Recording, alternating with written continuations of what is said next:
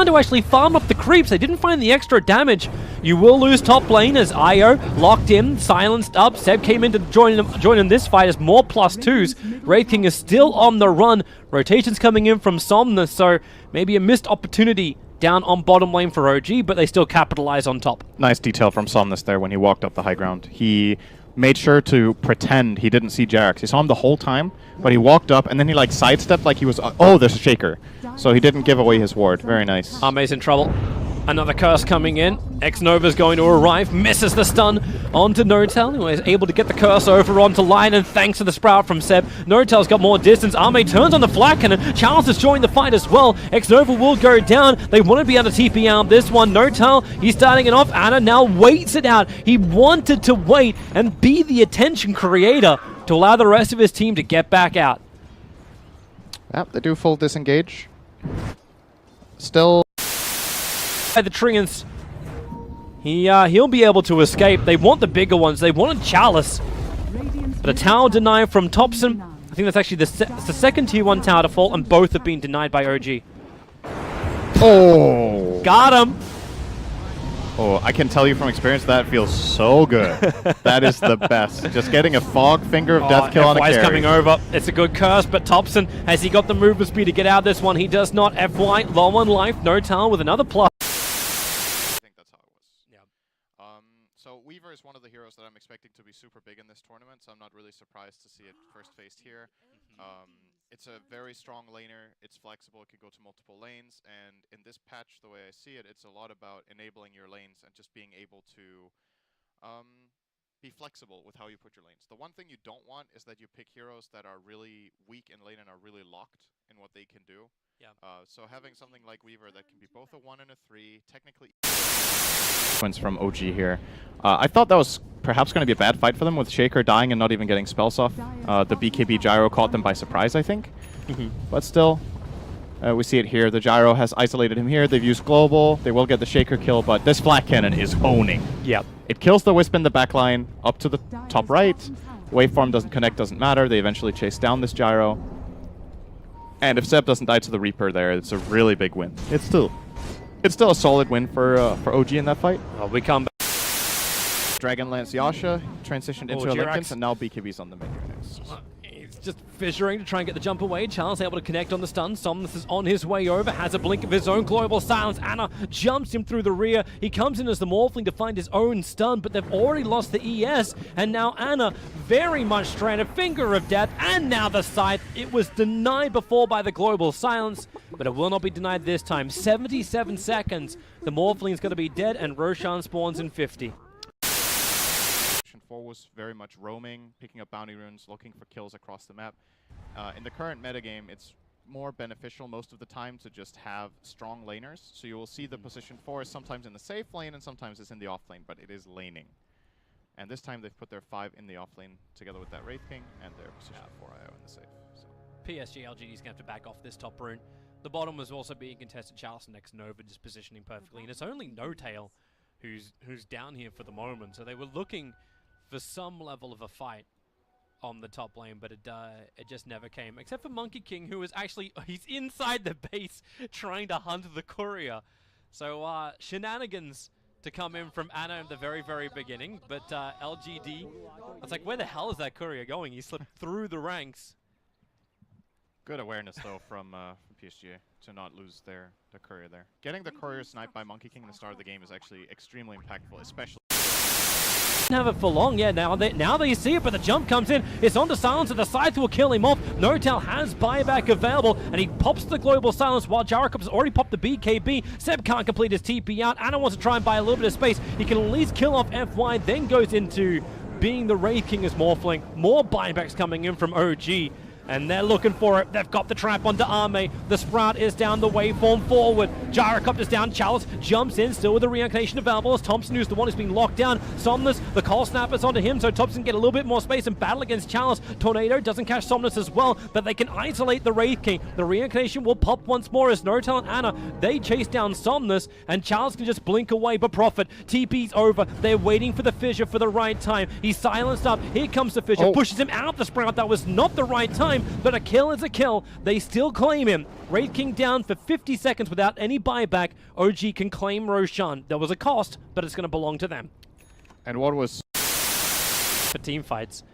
Anna he got turns the into flag. the gyrocopter and then lets it rip. Arme has to go into that BKB. X-Nova cannot stand close by. He lets off the stun as well as the Hexa can stop a lot of the damage, but now Reaper's scythe flies forward. Thompson just tanks through it. Deafening blast pushing back the gyrocopter as Wraith King is the one who's isolated. It was the Soul and homing missile who's going towards him at the moment. He'll be fine. Yeah, they tried to Reaper burst Thompson, but the mech came in. I think the... From Anna, but Charles is BKB. It's the 10-second duration one that he's popped, and he hasn't really found anyone. In fact, they kited him out, and then they look towards FY instead, who has to tether himself down to the bottom lane to defend against the push onto the rack. Sunstrike, well, we haven't heard of one of those, and the Echo Slam! Jirax arrives with a 3-man hit. Hits it absolutely perfectly, but then the follow-up global silence. Arme, he's going in real deep. They have that first kill. It's over onto Seb. No buyback available for him. The scythe comes down to onto Thompson. He'll get the cheese off. The scythe did not find the... Now it's X-Nova who gets isolated at the bottom, and the bouncing away Monkey King, Skyra, sorry.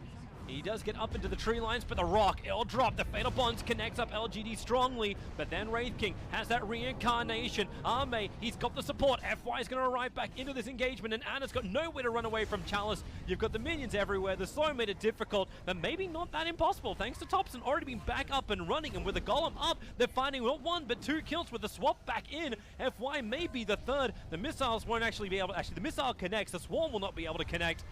As FY and Arme into the trees, the Golem keeps the chase going, and Thompson's got so much, it's 4 nulls that's just amping up the intel. They gotta find Arme over in the tree lines. That's why Seb, with that Shikuchi, level 4, is quick, it's fast, and you'll actually get him with it. 4 heroes to be lost on the top lane. Actually, it's basically 5. That's all of LGD going down, but it costs 3 and a buyback from OG. That is still the best fight of the game for them by far. Target over towards the Necro. Now BKB is up, protecting him. All these immunities not available as Jirax, the leaping Earthshaker forward, gets the extra information. FY comes back in to help out, but Jirax jumping forward again with the totem. A double fissure. The control is perfect from OG. Seb with the double kill. They want more. Somnus and Arme, they're just coming in one by one. They feed themselves over to OG, and one by one they continuously pop their BKBs. Relocate. Io's coming back to the front lines. They want the manpower. They want to keep this fight going, and with the slice they bring down. Trying to defend this, even with the scythe onto the Morphling, he can potentially just buy back and come into the fight. That's exactly what's going to happen. Arme turns on the flat cannon, but he's getting stunned up so much. Echo Slam from Jirax. They're looking for as much control as they possibly can, but the relocate pulls him back into safety. LGD, they're holding the line, but up against a swarm of OG. Somnus jumps forward again. He does not have that Reaper scythe available, and they're looking for more. Tornado will not be able to connect. Have to buy a little bit more time. Thomas will burn his own BKB. Sees Thompson is low. Arme flat cannons off cooldown in 5 seconds time as LGD. Seb, I found a line. It's Somnus over on the edge. Fissure to hold him there. Sunstrike to finish the job. And then they go up for more after the IO, after the man who's keeping Arme up. With his flat cannon damage, it's pretty decent, but not decent enough. There's just not enough follow-up. The AoE deafening blast. The Jirax coming in for dunk. And LGD, there really is no more joy to be had here. GG, well played. OG will get...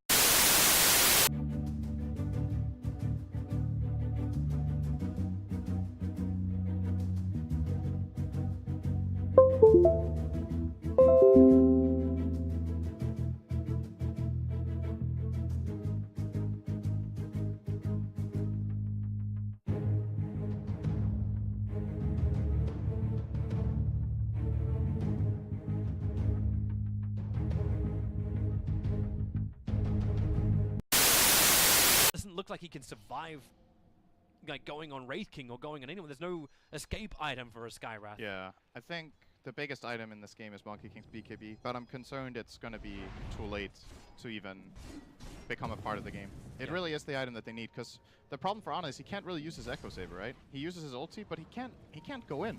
He just can't go in the fight. He's just going to die. Homing missiles chasing him down. Neural Scepter actually going to cancel off the stun they were looking for, but it won't matter when Somnus has so much to follow up with. They drop the rock, and here comes Ana in for a Wukong command. He'll need to get a good line stun, but it just doesn't work. They already know it. He bounced out of his ulti as quickly as he put it down. Actually quicker. 3 euros from OG lost. Durax will join him. And LGD are on the rampage. A miracle I do not think exists in this game for OG. It looked relatively competitive when OG got that good team fight top. They were 4k behind. They pulled it back to about 1 with a good chasing sequence where they got a lot out of the Scarith Mage. But after that, LGG just took a couple of good fights, and OG never really stood a chance in the game anymore. And you got to look at this game in question. You know the lane is going mid. You have the last pick of this draft, and you pick a lane matchup that isn't favored for you, and you don't win. When there are, I just feel like OG probably had better options.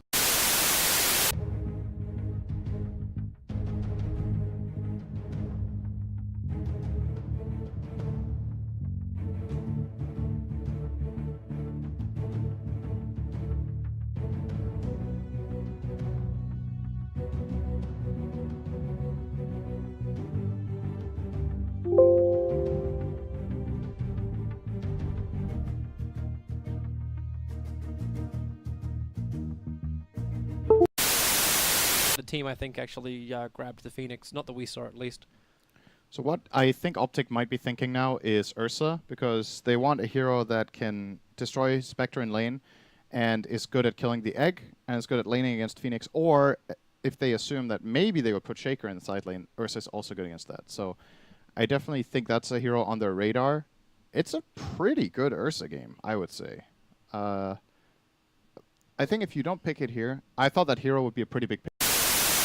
Pretty good. The stuns on Optic's side are dodgeable, Venge Stun and Avalanche if you're on the money with it. However, Curse into Arrow is really scary for Storm. And I think this is a very Mirana favored lane, or very is probably an overstatement, but it is Mirana favored. One of no one's absolutely biggest assets as a player is his ability to win lanes and play extremely aggressively but know the limits at the same time. Storm can't really do that most of the time. Like, he's gonna, if he's playing against Going to be Pikecat onto that Juggernaut with PPD's Wyvern, and then CCNC towards the mid. Phoenix off lane for Pasha, so it's a 3 position, or it's a core. Let's just stop saying 3 positions. It's a core position. Phoenix, solo. No surprise, he's the sacrificial Crystal Maiden. You know what? Yep. It's a 3 Phoenix, this game. It's a 3. It's a 3 Phoenix. Phoenix is not a 1. I don't think you can really... he's a transition 1? I feel like you don't put Phoenix and you're like, okay, guys, as long as Phoenix is super rich, he's going to carry the game. Like, Phoenix can do a lot of work with. On top, Avalanche out. Wave of Terror as well as Magic Missiles already connected onto Ramsey. Solo moves over trying to create some space. It's actually the creep wave being pulled to create the space in the first place. Ramses, they're going to toss in Zai, looking for the kill on the spec, able to claim it. Even if Zai dies here, it's all for the greater good. Solo's got Frostbite back off cooldown. He can go on to Tiny, but he won't do it. Meanwhile, in mid, no one underneath the tier 1 tower. PPD does his and Magic Missile both available. Avalanche toss combination coming off cooldown in just a second, and now it's Roger tossed up and brought down. So the kills separated out. No one's looking for something in return but the Moonlight Shadow. Mirana's already level 6, and he TP's out in the tree line. It's the old Muji. The Nova was so close. It was there. He had him if he didn't have raindrop. That was a really nice read from Solo. That was very impressive, actually, that he went for that Nova. He would have got the kill, but the raindrop saving the day there for 30. 40 on each hit. TP out from VS, but Roger's there at the right time. Wave of Terrors over towards Ramses. Now 33 does his own run out. Pasha heavily involved across the map. He does leave his lane empty, though. So that means Jugger's just free farming and nobody's taking that space. Into Arrow. The creep blocks it, however. CCNC didn't have the right angle, and this allows no one to jump down. They're going to try and capitalize Virtus Pro. Another double stun from Roger. Right place, right time. And they bounce over to CCNC. Not a lot of man to work with. Curse out over on Spectre. So by 33, the time to get out of range. Yep, no stun to arrive. But Storm, a long fly forward. Toss back over. No one. The tree toss was looking for the kill on him. The one charge gave just enough life, but now CCNC. Arrow flies forward. No one has to bail back out. The secondary Starfall able to kill off Pasha, and they're searching for Ramses. No Wave of Terror, but no one. Not a lot of mana to work with either. Trying to regen up. He'll ball lightning a little bit further away towards the east. Wave of Terror and Arrow both missing.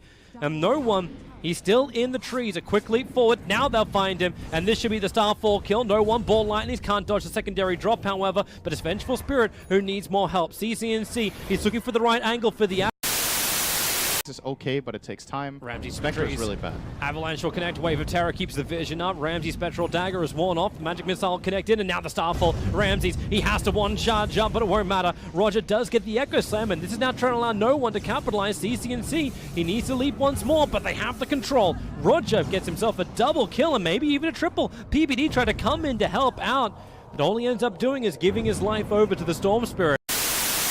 Pro still with the two heroes smoked up. It looks like a trap, and PPD tries to do it. He turns on the curse onto the Phoenix. 33 comes in close. Avalanche and Toss. They guarantee the kill onto the Phoenix. A good Fisher, but Solo still actually just keeps flying out, letting it go. Two heroes lost for Optic. They don't have the Miranda anymore. Now Pycat dragged back in. He wasn't even able to Manta. He couldn't get the Omni Slash off, and Optic Gaming, one by one, they're actually getting picked. 3 heroes down with no buyback. 33 comes back in again looking for another kill. He'll have the extra help thanks to PPD with his Splinter Blast, and he's got the Cold Embrace, and they need this kill, but Roger blinks in for the Echo Slam, putting him down. Net worth lead, and you look at the net worth in general, it's like, oh wow, they have the top 3 cores, but these net worths on the supports actually really matter. Solo has a drum, he's closing in on a Shadow Amulet for his Glimmer Cape, Shaker with the dagger. Oh. He was actually burning the drum to try and escape this. Yeah, he's if he didn't, he actually wouldn't have survived. That blink forward from 33 would have found him. He was on a deep warding mission. He had one of them dewarded. I wonder how Optic are going to approach the next 5 minutes.